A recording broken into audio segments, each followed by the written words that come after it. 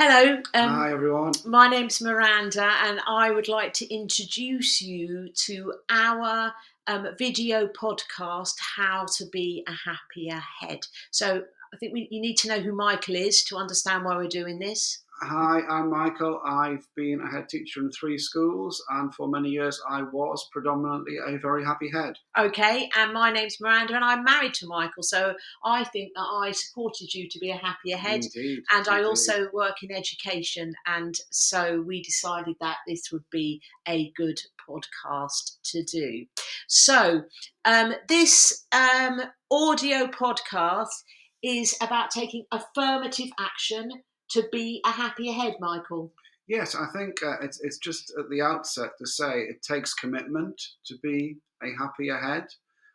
It takes a serious approach to making that happen, and also, arguably, it's an obligation because the happier the head, the happier the school, as we'll come to see. Agreed. Okay, so take seriously being happy. Don't let it happen by chance. And in order to be happy, we think you need to know the difference between happiness and contentment. Do you want to just talk briefly about that? Yeah, happiness is great. It's an emotion. It's a wonderful feeling, but it tends to come in Yeah, bursts. And it can feel like the things that we've got on this slide. This is yeah, how happiness might express itself to you. yeah. You might just think which of those you want to dial up in your life, in your professional life. Miranda, what are these? How do these resonate with you? Yeah, so that list beginning with joy there, I think I need to dial up social interaction because Okay, I'm a bit of a hermit, but I know when I go out and talk to people about work, I always feel better. so Yeah. it makes you happy. Yeah, so we are suggesting that you take what makes you happy on that list and dial it up.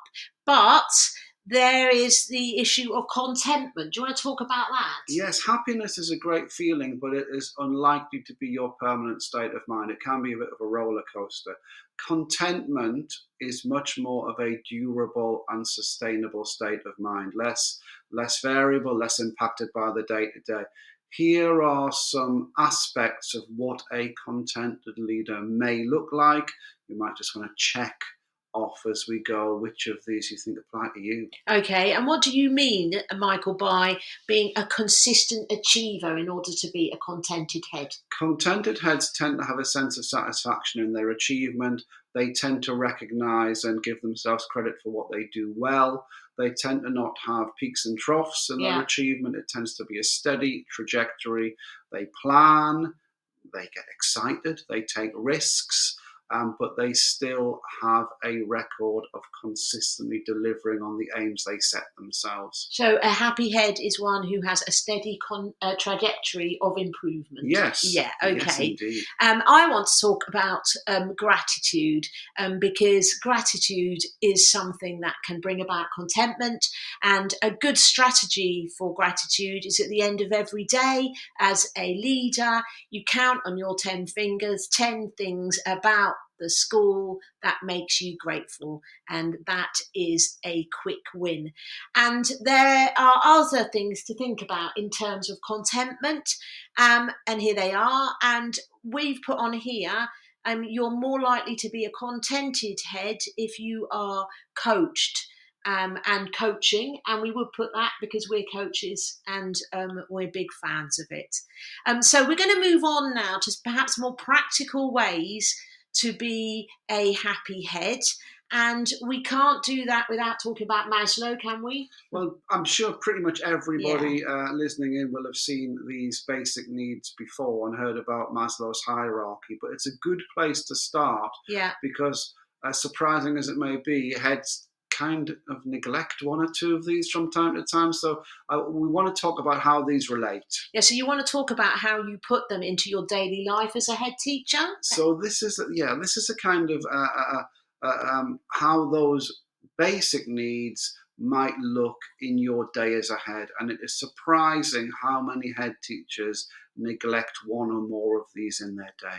And it's really important not to neglect these for the whole staff, would you not Yeah, say? yeah, because looking after yourself is one of the basic steps in developing that kind of contentment we've been speaking about. and that leaders are so influential. Head teachers are so important in shaping how others feel.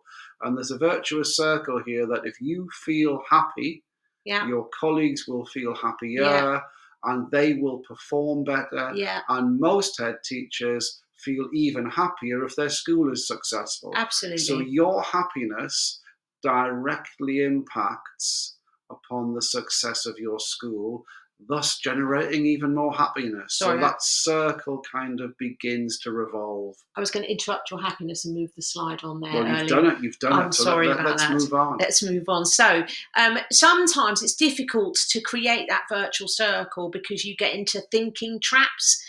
So you, for example, might see yourself as a head teacher as indispensable and the only person that can do that job, even though it's causing you stress, that particular role in your head teacher role, and not making you happy. One thing I think is really interesting here is you can get trapped into the personal histories of the school. Do you want to talk a bit about that? Yeah, well, this is important because it can actually restrict what you do and therefore restrict your ambition and your satisfaction.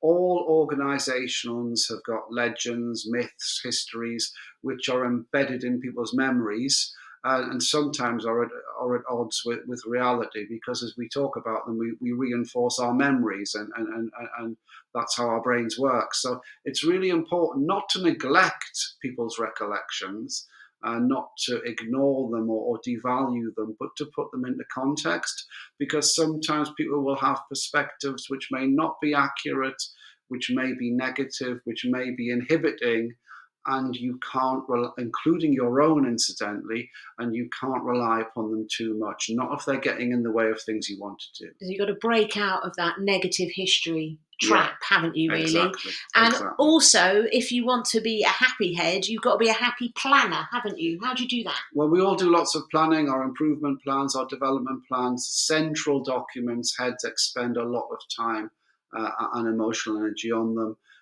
We need to make that time pay off for us as best it can. Things you can do: make sure you explain to everyone involved what's happening, where they fit in, what you're expecting from them, and that you get their feedback. So make sure there's a lot of explanation and discussion going on, makes it more rewarding and personal.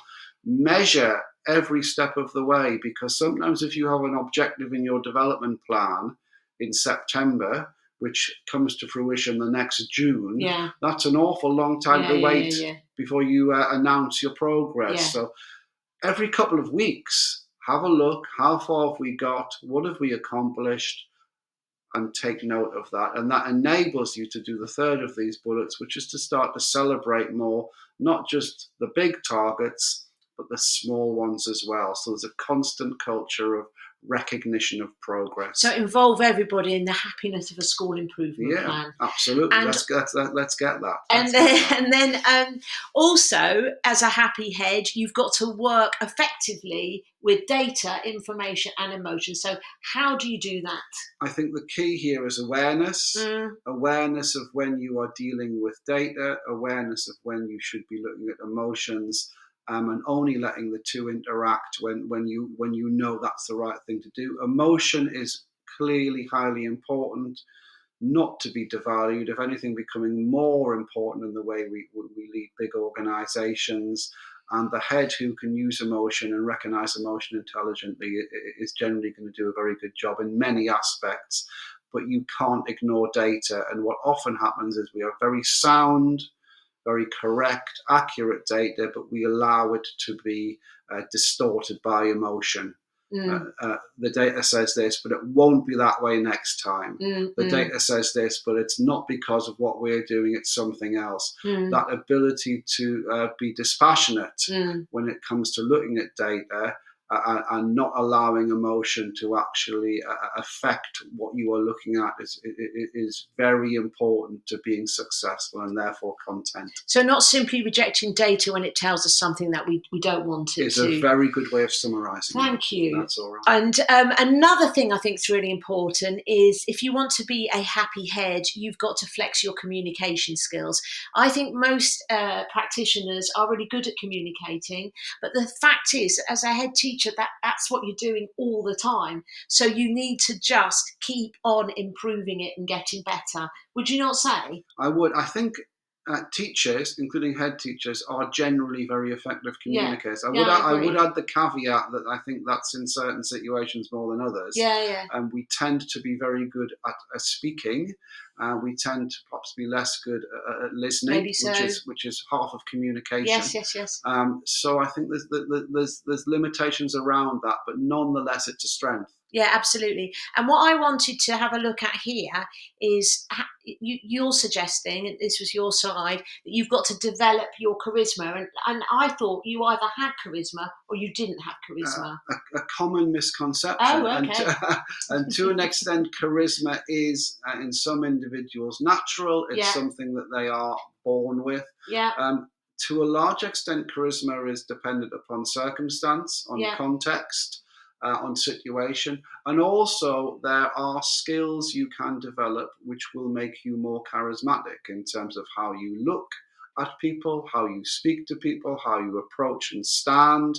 Lots of very important, but on their own quite simple techniques can make you more charismatic. And the more charismatic you are, the better will be your relationships with others. So again, for a head who's high functioning, it's one to really work on. So keep adding to your charisma, and don't add to your charisma alone either, because a lot of head teachers talk about the isolation of the job, and so you need to counter that to be a happy head, and try and find another head teacher with whom you can be genuinely candid. And again, an external coach is really good for bringing about this happiness. Would you not agree? I would, and I think again, just to expand this very slightly, that there's a received wisdom sometimes. I think particularly in schools as opposed to other large Yeah, I think so. organisations, that coaching and support generally is for a new head, a head who's learning in their job, or some at a time of crisis or particular difficulty. But if you look at sectors outside education, coaching is really valued as a positive model to improve excellence, Yeah, and that leaders are coached not when they're struggling, but actually when they're at their best. yeah, yeah. And that's what it's valued for. It Mm, keeps you fresh, it gives you ideas, it helps mm, you to feel safe and mm, supported. So mm. I think it is just as important in a head who's aspiring to continue becoming happier as it is in a head who might be at the outset of their career. Okay, I agree. So coaching supports a consistent excellence, and I think I get a bit fed up with vision being overused as a term. But here, how does vision make you a happier head? I think vision can be one of those generic words which, when we see it come up at conferences, we kind of switch off a bit, but don't, because vision obviously does have a purpose, but it needs to be a specific purpose. If you are ahead looking to the future, you often think it's a future you can't control. Yeah, You may even think that in education it's a future that contains a lot of negativity yeah, and risk. hmm But there are areas of the future, some of which we've listed here, which are really exciting, very valuable, and potentially could be enormously useful in schools for heads who take an interest. Pick one or two of these, make yourself an expert, get some control over them, introduce some of it into your school. There are real possibilities in looking at what's exciting in education yeah. to add to your longer term contentment. So don't neglect the vision. Yeah, so take control of the national or the international vision in education. And what about a vision for your own future Well, as a again, head? I think heads often don't have this Right. until perhaps the last moment when they Yeah. start to think about it. What not to do? What not to do, or where to go next, or Yeah, where yeah, not to yeah. go next. Now, a pathway is really helpful. Yeah, yeah. You might not be that way inclined, it might not suit your way of thinking, but do perhaps allow yourself to think about, what do I want to be doing? Is it in this school? Is it in another school? Yeah. Is it out of schools entirely? Yes. Having a pathway, Yes. you're allowed to prepare for that. You're allowed to think about that. That's not a bad thing. And having a sense of direction, for some of us, can be really calming and It will beneficial. make you a happier head in the day to day if you know what you're going to do in the future, won't Yeah, it? it will. And as a head, also, you can craft your job. I think this is really a nice strategy. So you do have control over when certain things happen, and what certain things happen for you. And I think it's really important that you look at your day, or you look at your environment, and you craft it so that it brings you the most happiness without deficit to anything else. Would you agree with that? Yes, and that can be in terms of how you organise your day, Yeah, how you organise your yeah, meetings, how you organise the physical environment around you.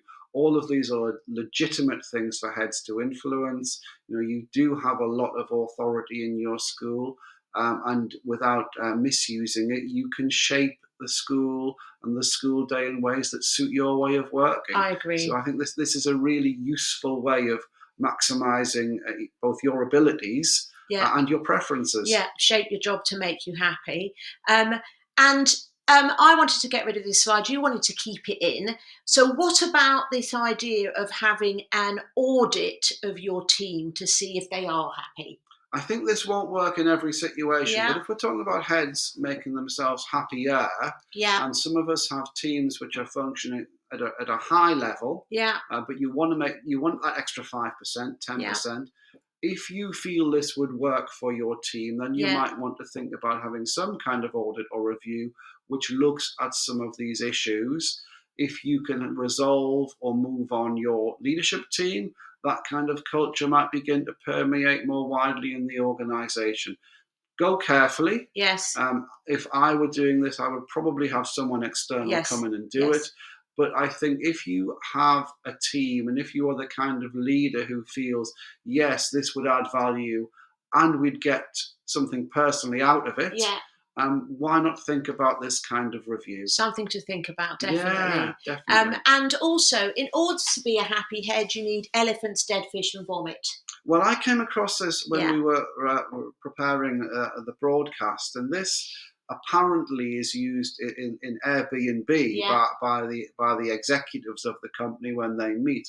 The principle being that until you clear out of the way some of the things that are actually on people's minds, yeah. you can't get them to focus That's a good point, on actually. what you want to talk about. Yeah, They yeah, might yeah, appear to be focusing, but they're yeah, actually thinking about these things. yeah.